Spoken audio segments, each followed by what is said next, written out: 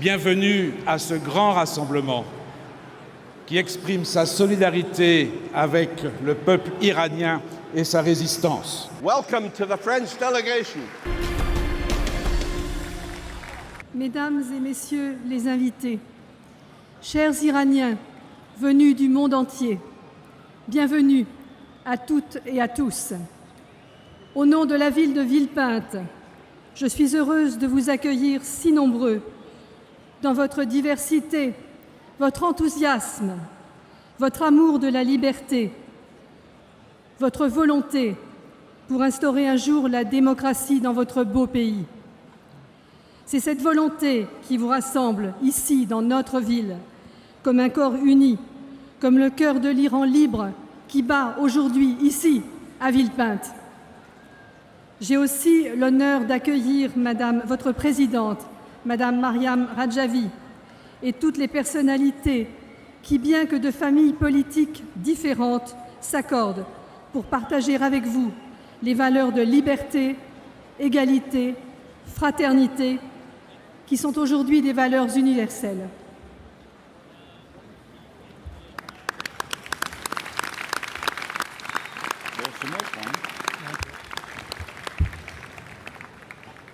Madame la Présidente, Mesdames et Messieurs, chers amis iraniennes, Iraniens, président du comité parlementaire pour un Iran démocratique sous la législature qui vient de s'achever, je veux ici témoigner, au nom de l'ensemble de mes collègues, de la constante mobilisation des parlementaires français réunis dans ce comité au-delà de leur sensibilité politique, sur leur vigilance et leur exigence sur la situation des droits de l'homme et du respect de la démocratie en Iran, comme de leur dénonciation constante du rôle déstabilisateur que joue l'Iran dans cette partie du monde depuis maintenant près de 40 ans. La France, patrie des droits de l'homme, ne peut, ne doit, ne restera jamais silencieuse devant les graves atteintes aux droits de l'homme en Iran. Elle devra conditionner la poursuite des relations diplomatiques et économiques avec l'Iran au strict respect par le régime iranien des principes fondamentaux de l'humanité, des principes fondamentaux de la démocratie. La France, membre du Conseil de sécurité, devra rester d'une fermeté extrême vis-à-vis du régime iranien, d'abord comme l'a été le président Hollande lors de la négociation de l'accord sur le nucléaire iranien, dont elle doit veiller à une scrupuleuse application, et ensuite sur le rôle que joue l'Iran et que continuera hélas à jouer l'Iran dans la persistance de ses attitudes agressives et belliqueuses dans la région. On ne dira jamais assez le rôle historique du régime des Mollahs dans le développement du terrorisme depuis 1979, jusqu'au soutien aujourd'hui qu'il accorde au régime sanguinaire de Bachar el-Assad en Syrie et dans les autres foyers de tension dans la région. Le nouveau ministre des Affaires étrangères, Jean-Yves Le Drian, s'est déclaré le 29 juin préoccupé par les tests balistiques développés par l'Iran et a surtout affirmé que l'Iran doit respecter l'intégrité et la souveraineté complète de ses voisins. Il s'est donc clairement exprimé sur ce point, nous le soutiendrons, mais nous serons d'une extrême vigilance sur la position de la diplomatie française. Le comité parlementaire pour un Iran démocratique poursuivra dans cette nouvelle législature son action pour exiger du gouvernement français des positions, une attitude ferme et claire sur les droits de l'homme, comme sur l'attitude de l'Iran dans la région. Il veillera à l'avenir, comme par le passé, à ce que les droits de la résistance iranienne en France soient respectés et ses membres protégés, et qu'en rien, la France ne cède jamais au chantage des mollahs qui ne rêvent que de bâillonner l'opposition démocratique iranienne.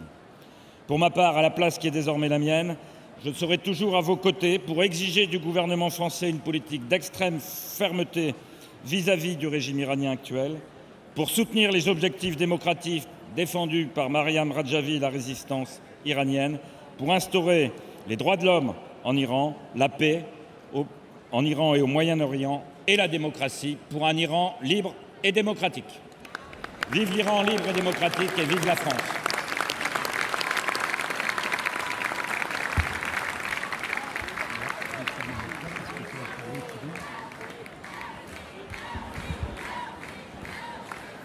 Madame la Présidente, chers amis iraniens, une fois de plus, nous voilà rassemblés devant une foule immense à Villepinte. Madame le maire, vous avez de la chance d'accueillir un tel meeting porteur des valeurs de la liberté et de la démocratie. Je voudrais m'exprimer ici au nom du Comité national des parlementaires pour un Iran démocratique, laïque et libre, avec à mes côtés ma collègue sénatrice, Madame Yonnet. Je voudrais dire que je m'exprime au nom de tous ceux qui font partie des défenseurs historiques, des soutiens historiques à votre mouvement. Je veux parler ici au nom de Jean-Pierre Becquet, de François Colcombet, de Yves Bonnet, de Monseigneur Jacques Gaillot, de Monsieur Gilles Paruel et des nombreux maires élus, parmi lesquels Jean-François Legaré et Jean-Pierre Muller, et tous les élus présents ici que je ne peux citer parce qu'ils sont trop nombreux, et après tous ces signes de bonne santé de notre mouvement.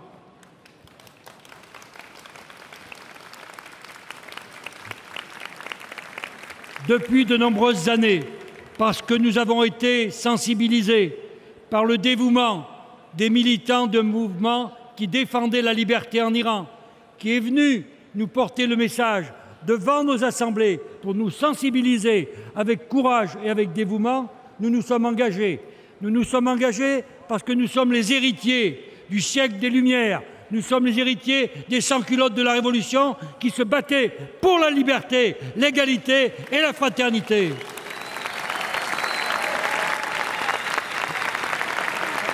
Nous sommes ici aussi à vos côtés parce que nous sommes les héritiers du Conseil national de la résistance qui a rétabli la République dans ce pays lorsqu'elle avait sombré sous la dictature et sous la barbarie des nazis et de leurs complices. Nous savons ce que c'est que nuit et brouillard, et c'est à ce titre-là que nous sommes à vos côtés pour vous soutenir dans votre lutte contre les mollahs, contre la dictature des mollahs. Et ceux qui nous disent que c'est une dictature modérée, moi je ne sais pas ce que c'est qu'une dictature modérée. Il n'y a pas de dictature modérée.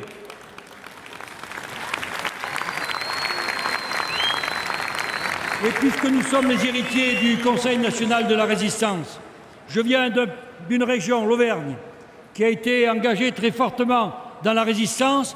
Je vous dis simplement, lorsque les droits de l'homme sont bafoués, lorsque la liberté est étranglée, lorsque la justice n'est plus respectée, il y a un seul devoir et un seul droit, résistance, résistance, résistance.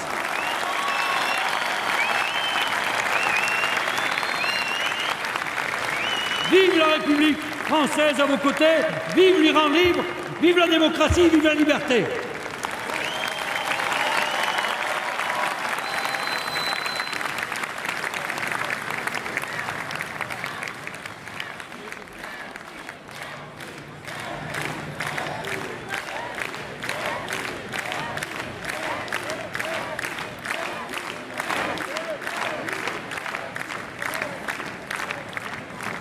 Mesdames et messieurs, chères Iraniennes, chers Iraniens, et vous tous ici présents pour soutenir la noble cause de l'Iran libre. Je m'adresse à vous en tant que député de cette nouvelle majorité présidentielle voulue par les Français, aux côtés de parlementaires et d'élus de la République qui vous soutiennent de longue date. Je sais combien, même en France, la démocratie reste un édifice fragile. Un édifice menacé par les extrémistes dont les idées sont basées sur le repli sur soi et le rejet de l'autre. Ces idées menacent nos valeurs de liberté, d'égalité et de fraternité. Ces idées menacent la vision égalitaire et universaliste qui fonde les droits de l'homme. Ces idées, il faut les combattre sans concession et il s'agit d'un combat planétaire. René Cassin, un des auteurs de la Déclaration universelle des droits de l'homme, l'a justement dit, et je le cite, « Il n'y aura pas de paix sur cette terre tant que les droits de l'homme seront violés en quelque partie du monde que ce soit. » Je sais que chez vous, en Iran, vous souffrez d'une théocratie autoritaire, maintes fois condamnée par l'ONU pour violation des droits de l'homme sous toutes ses formes. Il y a quelques semaines encore, Amnesty International annonçait que 55% des exécutions dans le monde en 2016 avaient eu lieu en Iran. L'atteinte aux libertés fondamentales exercées dans certains pays, dont l'Iran, nous renvoie à nos responsabilités politiques, celle de ne pas détourner le regard face aux situations dramatiques vécues par les femmes et les hommes, parfois à 2 ou 3 heures d'avion de Paris, celle de ne pas laisser la dictature, l'autocratie et la théocratie prospérer sur le lit de crises économiques, humanitaires, sociales ou encore écologiques. Dès lors, les pays démocratiques comme la France, patrie des droits de l'homme, ont de vrais défis à relever pour soutenir des peuples comme le peuple iranien. Celui de résister et de rejeter le repli sur soi, comme les électeurs français l'ont majoritairement fait dernièrement. Celui de mieux accueillir sur notre territoire celles et ceux qui sont victimes de la dictature. Celui d'affirmer l'Europe comme une puissance soucieuse du respect des droits de l'homme et de la démocratie dans le monde. Alors oui, votre combat pour la liberté, oui, votre combat pour la justice, oui, votre combat pour l'égalité, notamment entre les femmes et les hommes, me concerne comme députée, femme et mère. Même si le combat est long et difficile, l'histoire témoigne qu'il mène toujours à la victoire de la lumière contre l'obscurantisme, de la démocratie contre la dictature, des droits de l'homme contre la répression. Je vous remercie de votre attention.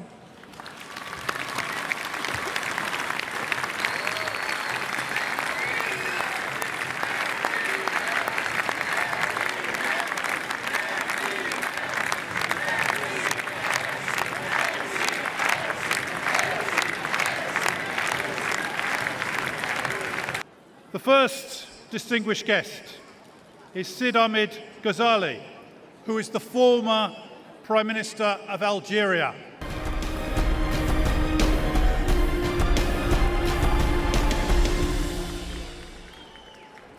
Bismillah, salatu wassalam à Rasulillah. Chers frères et chères sœurs, salam, salam, salam.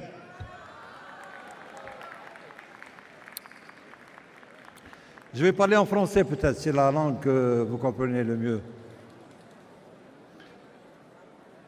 Ce meeting me renvoie à il y a 14 ans. Et depuis 14 ans, j'ai l'honneur de participer à ce meeting tous les ans. Et certains d'entre vous, j'en reconnais quelques-uns, étaient là il y a 14 ans. Mais combien était-il? 5 000, 6 000? Et chaque année, j'ai vu le nombre de participants augmenter chaque année, chaque année, chaque année. Et depuis 2015, vous étiez 100 000. 100 000. Je ne connais pas beaucoup d'organisations à travers le monde qui est ancrée dans la population au point de mobiliser 100 000 personnes à l'extérieur, des exilés. Et cela me renvoie à 1980, où Massoud Rajavi tenait des meetings à Téhéran qui rassemblaient 500 000 Iraniens.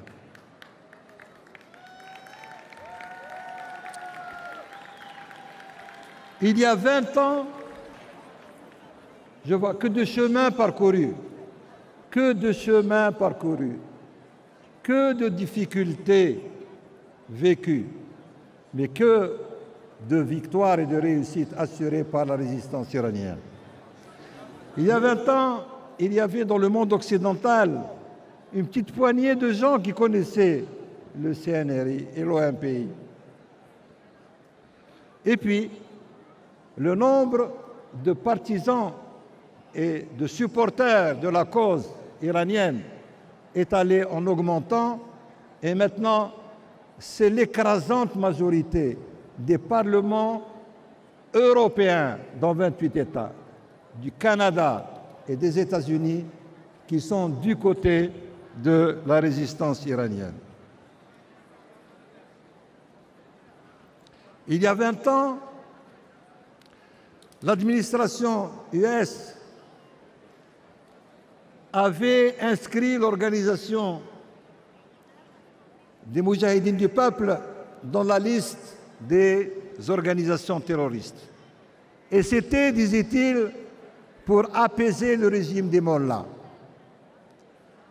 Les Occidentaux n'ont pas pu éviter de recommencer l'erreur grave qui avait été faite en 1939 par le gouvernement français et le gouvernement britannique pour aller à Munich et pour apaiser Hitler.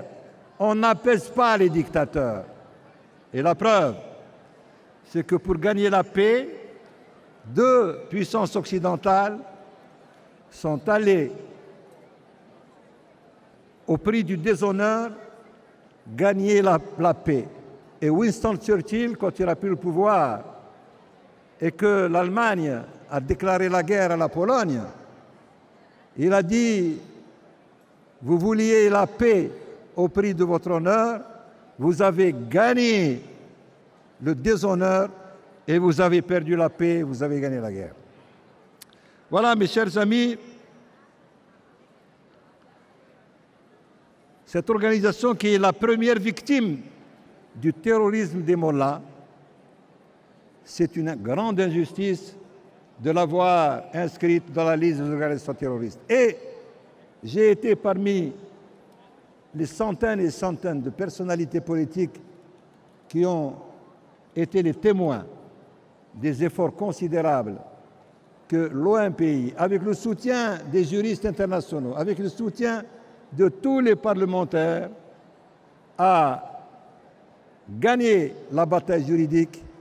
Et en 2009, 2010, 2011, les 30 États européens, plus le Canada, plus les États-Unis d'Amérique, ont été obligés par leur propre justice, par la Cour européenne de justice, par le tribunal britannique, par les tribunaux français et par les tribunaux américains, de retirer l'organisation, un pays, de la liste des États ou des organisations terroristes.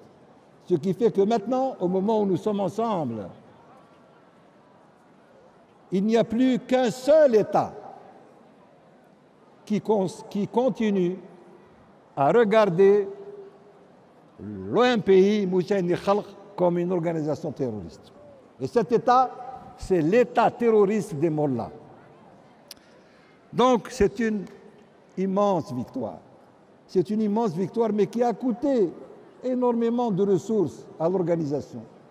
Et il est injuste que l'organisation qui a été la première victime, 120 000 militants de l'organisation OMPI ont été massacrés jusqu'à maintenant par le régime de Wilayat al-Faqih. Et l'année 88, sur une simple fatwa de Khomeini, 30 000 prisonniers politiques ont été massacrés en l'espace de 3 mois. Il faut arrêter la conspiration du silence. Le moment est venu maintenant de demander des comptes à ceux qui ont été les responsables durant ces 30 dernières années du massacre de 120 000 citoyens iraniens et des 30 000 qui ont été massacrés en 88. Et enfin, la dernière victoire, c'est la libération des habitants d'Ashraf. Les habitants d'Ashraf ont été, entre 2008 et jusqu'à 2016, agressés tous les jours par le boycott, la torture, les attaques en blindés contre des mains nues, des gens qui étaient désarmés avec des centaines de morts, et nous sommes un certain nombre à avoir craint qu'ils allaient être éradiqués. Et grâce aux efforts formidables de la direction et des militants d'un pays, et grâce à Dieu, mais grâce aussi à l'action des amis comme John Kerry, comme Torricelli, que vous avez entendu tout à l'heure, les 3000 militants d'Ashraf et de Camp Liberté ont pu quitter l'enfer de Bagdad pour finalement se réfugier en Albanie. Maintenant, on est sur la ligne droite. Maintenant que les ressources de l'un pays sont libérées, il faut, comme l'a dit Madame Rajavi, Madame Mariam Rajavi, il faut passer à l'attaque. Et l'attaque, c'est la ligne droite qui doit mener directement à la libération du peuple iranien vis-à-vis de la dictature qui l'opprime. Voilà.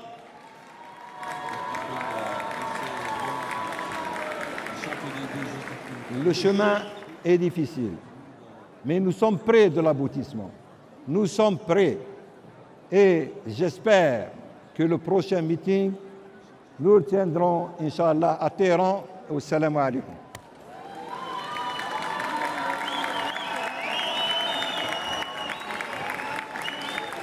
It is my great pleasure to introduce to you two women who are very familiar to this crowd, two women who stand for courage and for human rights. May I welcome to the stage Rama Yadeh, French Minister of Human Rights from 2007 to 2010, and Ingrid Betancourt, former senator and presidential candidate from Colombia.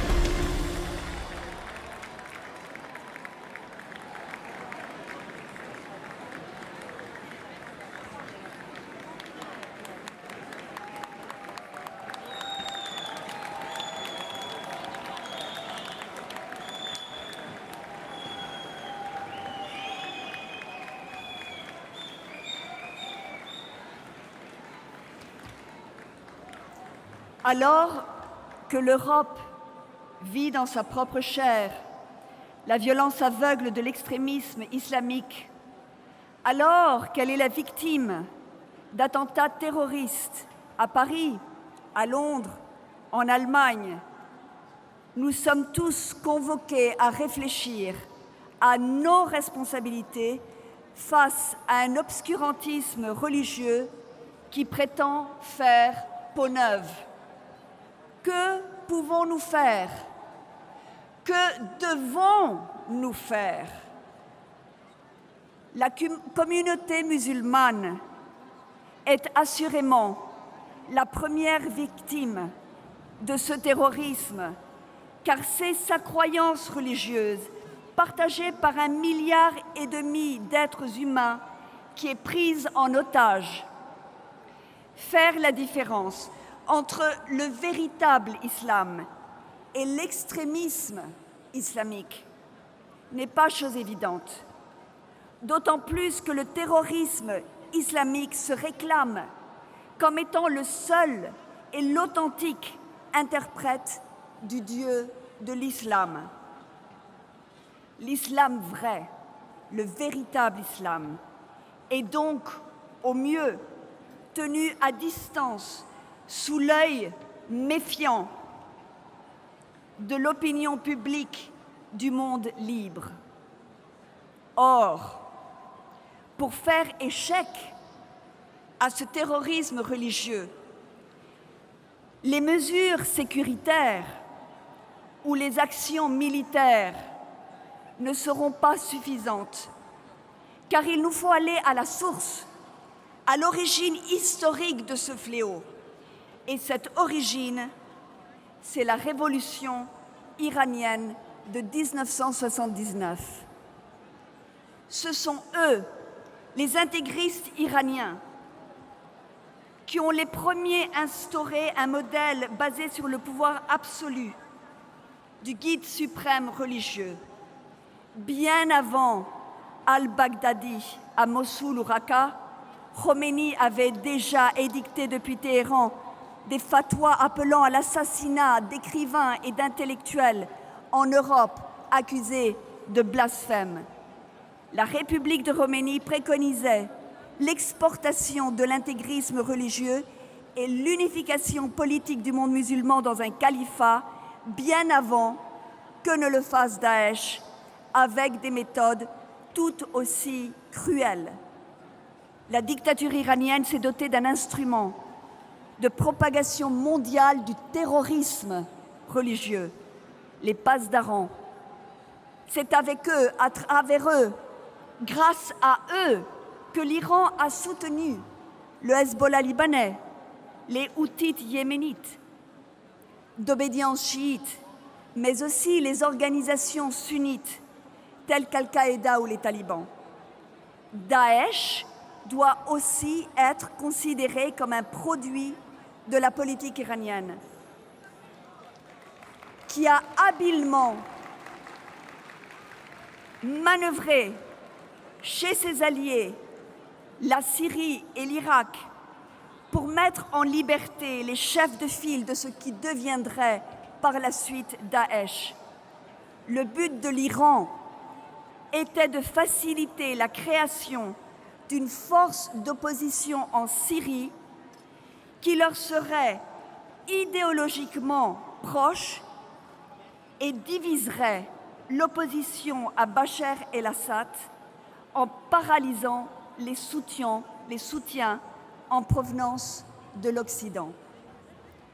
Or, malgré cette politique d'expansion tout azimut, c'est dans son propre territoire que le régime des mollahs a rencontré la résistance la plus farouche. Les moudjahidines du peuple d'Iran est la seule organisation d'opposition qui ait survécu à la politique d'extermination des mollahs.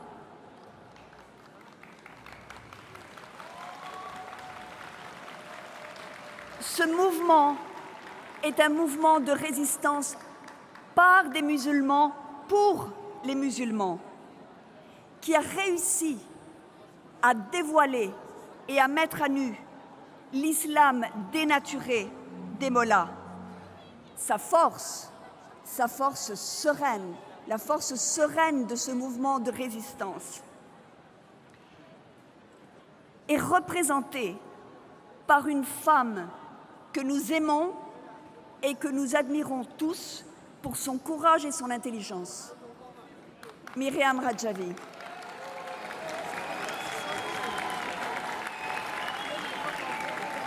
C'est elle, avec l'appui de vous tous, de la résistance de milliers d'Iraniens et d'Iraniennes, qui est en passe de devenir la véritable force antiterroriste dont nous avons besoin. C'est elle, avec vous, qui est la véritable alternative démocratique pour et par les musulmans d'Iran, et c'est elle et vous qui êtes l'exemple pour les musulmans libres du monde entier.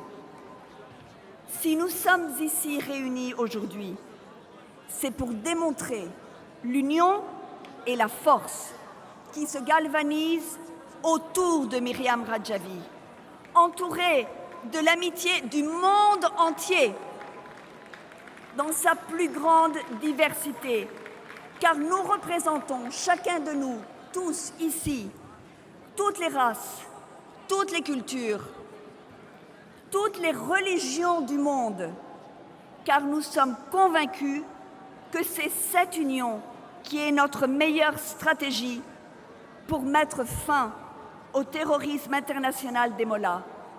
Nous sommes ici réunis car nous sommes certains que la résistance iranienne, avec son fer de lance, les rescapés de Camp Liberty, sous le leadership de Myriam Rajavi, est mûre pour prendre la relève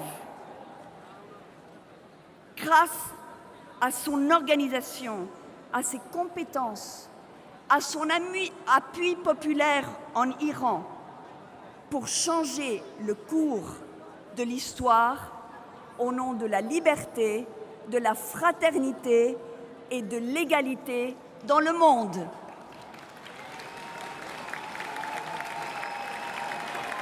1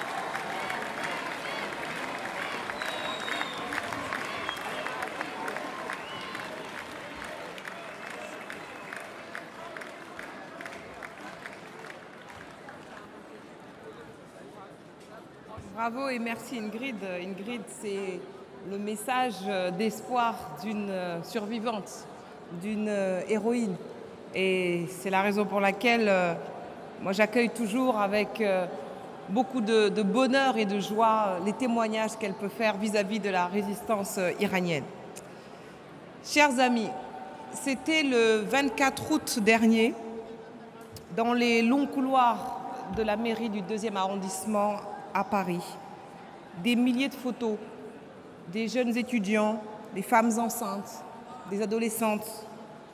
Ce sont les martyrs héroïques du massacre de 30 000 prisonniers politiques à l'été 1988, abattus de sang-froid. Ce fut un crime contre l'humanité. Soudain, dans ces couloirs de la mairie du 2e arrondissement de Paris, on entendit une voix, celle d'un haut responsable de cette tuerie, l'aveu du crime. Il est encore vivant, membre éminent du régime de Rouhani, car l'impunité perdure, les exécutions de masse aussi. Au nom de ces martyrs, il n'y aura pas de paix sans justice. Alors ne vous découragez pas. Déjà, lors du simulacre d'élection présidentielle qui vient de se tenir, leur souvenir, le souvenir des 30 000, est remonté jusque dans les discours de Rouhani et de ses amis conservateurs. Voilà maintenant qu'ils s'accusent mutuellement d'être responsables de ce crime. Mais cette commission de la mort qui déclencha ce massacre, ils en étaient tous membres, y compris ceux qui se disent aujourd'hui réformistes. Ils pensaient vous abattre, ils vous ont renforcé en vous disséminant dans le monde, de l'Albanie à la France, de la Suède à l'Amérique. Partout, les ashrafiens poursuivent, disciplinés, enthousiastes, le combat de leur vie. Tant que les tyrans continueront à régner sur Téhéran, il nous faudra nous dresser contre la barbarie. Demander justice, obtenir qu'ils soient traînés devant les tribunaux. Il paraît que cette manifestation de Villepinte inquiète le pouvoir iranien.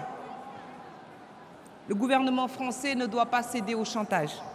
La France ne doit pas troquer ses valeurs contre un accord nucléaire ou un accord financier qui seront de toute façon inefficaces. Alors continuons. Continuons à demander justice, liberté, démocratie. C'est encore une fois ce que nous réclamons. Au cours des 4 premières années de mandat de Rouhani, l'Iran continue à détenir le sordide record du plus grand nombre d'exécutions par habitant. Le simulacre d'élection présidentielle pour conduire Rouhani à la tête du pays n'y changera rien.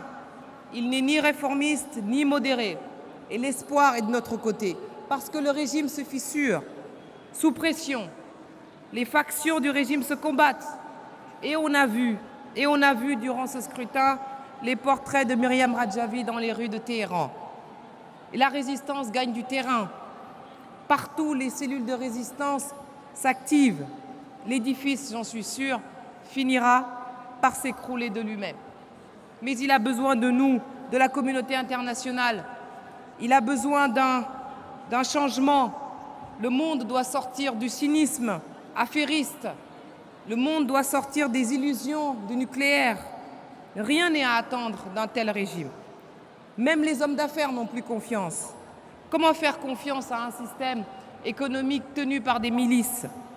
Le peuple ne profite toujours pas de la soi-disant ouverture internationale du régime. Ne perdons pas de temps. Ce temps qui nous coûte si cher en vie humaine. Chacun a vu que l'élection démocratique n'avait rien, l'élection présidentielle n'avait rien de démocratique. Où est la démocratie quand les candidats ont dû être approuvés par le guide suprême? Où est la démocratie quand le choix est entre des criminels, des démagogues et des autocrates? Où est la démocratie quand la peur, l'intimidation et le chantage règnent partout? Madame Radjavi, la résistance a votre visage, votre voix et votre détermination. La résistance est une femme. Et l'Iran a besoin de vous. Et vous avez besoin du monde. Puissions-nous être encore plus nombreux, plus déterminés pour conduire cet indispensable changement. Nous le devons à ce grand peuple iranien, l'une des plus brillantes, l'une des plus vieilles civilisations que le monde ait portées. Nous le devons aux 1000 d'Ashraf. Nous le devons aux milliers de martyrs. Nous le devons aux femmes qui luttent en Iran pour leur liberté. Nous le devons à cette magnifique jeunesse iranienne qui, à son tour, porte fièrement, bravement, le drapeau de la résistance. Nous le devons à vous tous, nous le devons au genre humain, au nom de sa dignité. Merci beaucoup. Merci.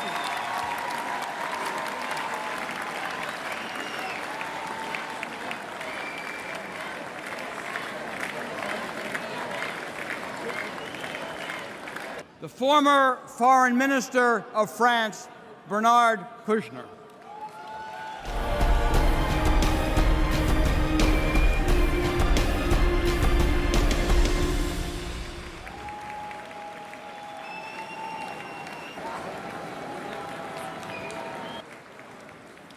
Dans mon pays, dans le passé, vous avez été victime des manœuvres les plus diverses et les plus fausses. Je suis moi-même coupable d'avoir écouté les détracteurs de votre mouvement qui vous accusaient de terrorisme indiscriminé. Il s'agissait de mensonges. Il faut souligner que vos affirmations démocratiques, votre position ferme sur la parité entre les hommes et les femmes en politique, sur le rôle des femmes en politique, sur la séparation entre la mosquée et le gouvernement, ont très bien défini, encore une fois, dans les mots employés par Madame Rajavi, ont très bien distingué votre mouvement des autres mouvements du Moyen-Orient. Comparons le discours tenu ici et les discours tenus dans l'environnement du Moyen-Orient. Mais à chaque veille de votre grand mouvement annuel, des milliers de gens qui viennent de toute l'Europe, le gouvernement de Téhéran tente de dénaturer votre mouvement. Et cette fois, comme par hasard, hier, le ministre Sharif a été reçu au Quai d'Orsay. Loin de moi l'idée de dicter sa conduite à mon ami le ministre Le Drian, excellent ministre de la Défense et maintenant ministre des Affaires étrangères. La France, vieille république et pays démocratique, a le droit de recevoir qui elle veut, mais peut-être aussi le droit de choisir son moment. Or, recevoir M. Sharif la veille de votre grand mouvement, je trouve que c'était mal choisi. Une fois de plus, les mollahs tentaient de déstabiliser le mouvement des Moudjahidines par chantage et par mensonge. Mais il n'y a pas eu, et je m'en félicite, de communiqué publié ni par le Quai d'Orsay, ni par Matignon, le Premier ministre, sur la visite de M. Sharif, et je suis heureux pour cela. L'Iran des mollahs, je termine, est impliqué dans toutes les guerres de la région. Impliqué dans la guerre de Syrie, impliqué en Irak, impliqué au Yémen. N'oublions pas ça. Je suis très partisan des démarches en faveur de la paix. Je suis très partisan d'essayer de trouver un chemin pour la paix dans la région, mais pas à n'importe quel prix. Pas avec une alliance qui, au contraire, menace cette paix et maintient cette guerre, et je pense très singulièrement à M. Bachar el-Assad. Voilà. Cette paix